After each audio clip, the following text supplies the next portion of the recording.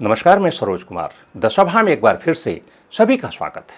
मित्रों, मशहूर शायर आसिम वासदी का एक शेर है, मेरी जबान के मौसम बदलते रहते हैं, मेरी जबान के मौसम बदलते रहते हैं, मैं आदमी हूं, मुझ पे एतबार मत करना। आज की राजनीति और राजनेता बिल्कुल इसी दिशा में आगे बढ़ रहे हैं। राजनेता हर रोज बार बार लगातार चीख चीख कर ये बात कर रहे हैं कि भाई हम राजनेता हैं, हम पे एतबार मत करो, भरोसा मत करो, मगर जनता है कि मानती ही नहीं। हालत यहाँ तक पहुँच गई है कि जिस नेता को खुद पे भरोसा नहीं कि आज वो जहाँ है, जिस दल में है, कल कहाँ रहेगा, किस दल में रहेगा, ये बात मैं नहीं कह रहा हूँ, ये नेता खुद कर रहे हैं और आप लोगों ने भी सुना होगा। मगर जनता उसी नेता पर भरोसा करने से बाज नहीं आ रही। ये कितनी दिलचस्प बात है। अब जो नेता 1 घंटे पहले जिस दल को जड़ से उखाड़ फेंकने की बातें कर रहा होता है, 1 घंटे बाद उसी दल में शामिल हो जाता है और फिर उस दल की उखड़ी हुई जड़ें जमीन में जमाने की बातें करने लगता है और जनता उस नेता की जड़ें जमाने में जुट जाती है। अब इसे क्या कहेंगे? क्या जनता इतनी बेबस हो चुकी है, इतनी मजबूर है कि उसके पास अब कोई विकल्प नहीं बचा है, या ये कुछ और है? यहां गुलजार साहब का एक शेर मुझे याद आता है, आदतन तुमने कर दिए वादे, आदतन तुमने कर दिए वादे, आदतन हमने एतबार किया।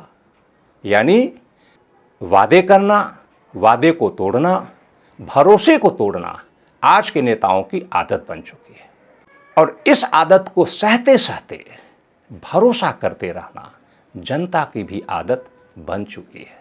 और अगर आज देश में जनता की इतनी बुरी हालत है तो इसके पीछे कोई और नहीं, सिर्फ और सिर्फ उसकी ये आदत जिम्मेदार है। और जब तक वो अपनी इस आदत से बाज नहीं आती है तब तक उसकी हालत सुधरने वाली नहीं है। मित्रों, जाहिर है हम बात दल बदल की राजनीति की कर रहे हैं और दल बदल की राजनीति आज राजनीति की वो बीमारी बन चुकी है जो इस देश के लोकतंत्र को दीमक की तरह कुतुर कुतुर कर खा रहे हैं। अगर समय रहते इस बीमारी का मुकम्मल इलाज नहीं किया गया तो ये तय समझिए कि देश का लोकतंत्र बचने वाला नहीं है।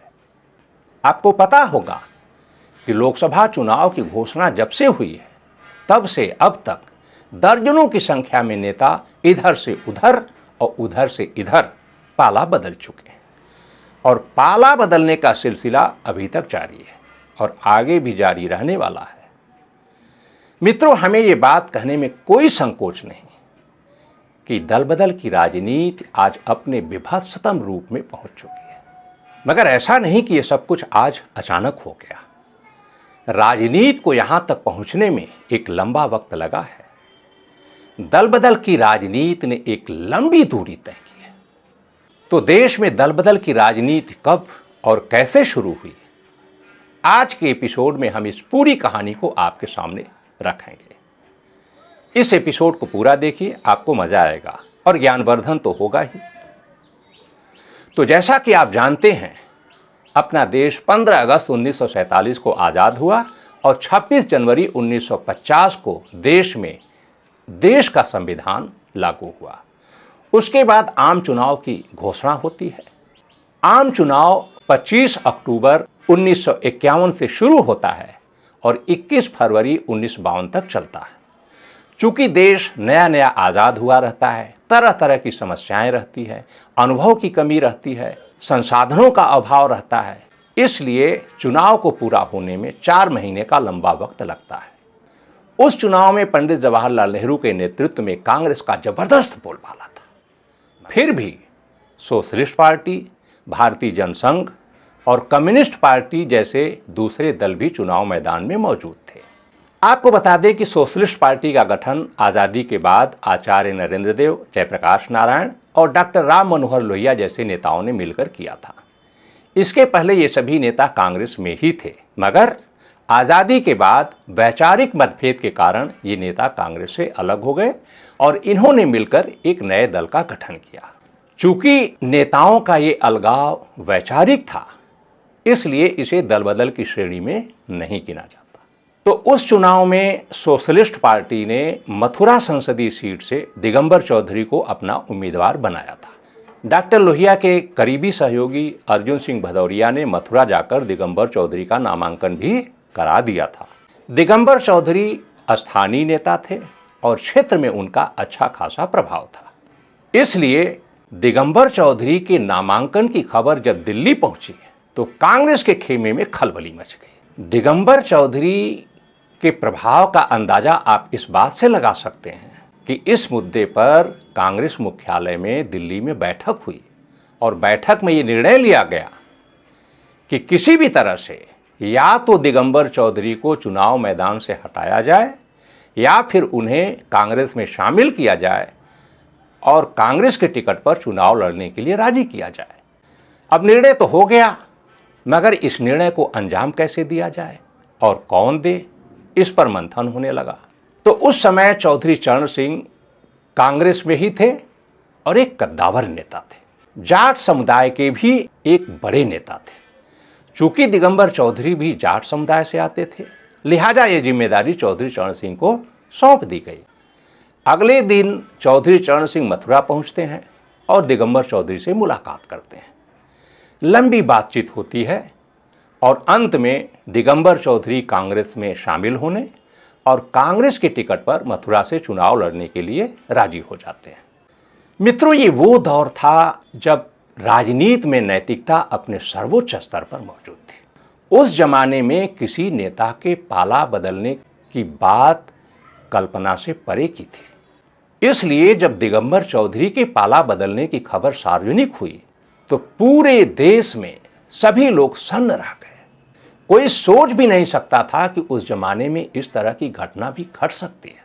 बहरहाल वो चुनाव हुआ, मगर दिगंबर चौधरी चुनाव हार गए और निर्दलीय उम्मीदवार के रूप में भरतपुर स्टेट के राजा गिरिराज शरण सिंह चुनाव जीत गए।